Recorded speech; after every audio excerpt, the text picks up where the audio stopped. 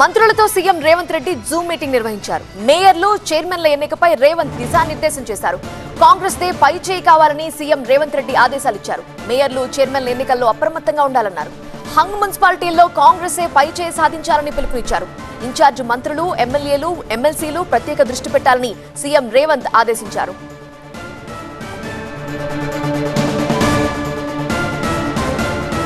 So hung మున్సిపాలిటీల్లో situation గురించి అందరూ ఉత్కంఠగా ఎదురు చూస్తున్నారు. ఏం జరగబోతోంది, ముఖ్యమంత్రి ఎలాంటి ఆదేశాలు ఇచ్చారో వివరించడానికి ప్రతినిధి ప్రభాకర్ సిద్ధంగా ఉన్నారు. ప్రభాకర్, లాస్ట్ మినిట్ లో ఏమైనా ట్విస్టులు ఉండబోతున్నాయా? హంగ్ మున్సిపాలిటీల్లో ఏం జరగబోతోందంటే ఏం చెప్తున్నారు?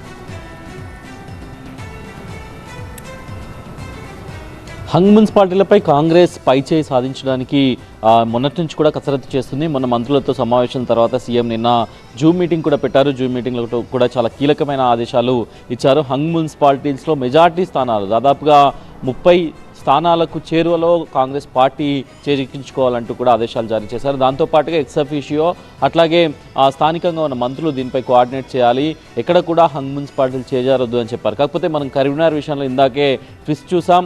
కొన్ని చోట్ల బీఆర్ఎస్ కీలక స్థానాలు గెలిచింది. సో అక్కడ కూడా ఇండిపెండెంట్లు, బీఆర్ఎస్ కూడా కాంగ్రెస్ పార్టీతో గెలిస్తే కొన్ని కాంగ్రెస్కు మున్సిపాలిటీలు దక్కే అవకాశం ఉంది. కాకపోతే కరీంనగర్ నిర్ణయమే రాష్ట్ర వ్యాప్తంగా ఇంకొన్ని మున్సిపాలిటీలో కనుక వస్తే కొంత ఫలితాలు ట్విస్ట్ అయ్యే అవకాశం అయితే కనిపిస్తుంది. ఇంకా ఇప్పుడిప్పుడే నిర్ణయాలు జరుగుతున్నాయి కాబట్టి ఇంకా ఒక 2-3 ట్విస్టులు అయితే ఇప్పుడు అమరచింతలో కూడా అలాగే ఉంది. అన్ని పార్టీలు కూడా 3 స్థానాలు గెలిచాయి. కాంగ్రెస్, బీజేపీ, బీఆర్ఎస్ అట్లాగే ఒక ఇండిపెండెంట్ గెలిచారు. అక్కడ ఏ ఇద్దరు కలిస్తే తప్ప ఆ మున్సిపాలిటీని చేజిక్కించుకోలేని పరిస్థితి ఉంది. దాంతోపాటుగా చాలా మున్సిపాలిటీలు ఇప్పుడు వడ్డేపల్లికి సంబంధించి ఆల్ ఇండియా ఫార్వర్డ్ బ్లాక్ గెలిచింది. సో వాళ్ళు కంప్లీట్గా కాంగ్రెస్కు మద్దతు ఇచ్చారు.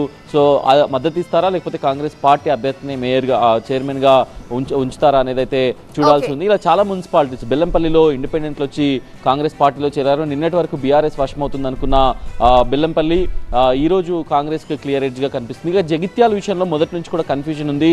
జగిత్యాలలో 2 వర్గాలు, అటు ఎమ్మెల్యే సంజయ్ వర్గం, మాజీ ఎమ్మెల్యే జీవన్ రెడ్డి వర్గం మధ్య అభిప్రాయ భేదాలు ఉన్నాయి. మొదటి నుంచి కూడా ఒక వార్ నడుస్తుంది.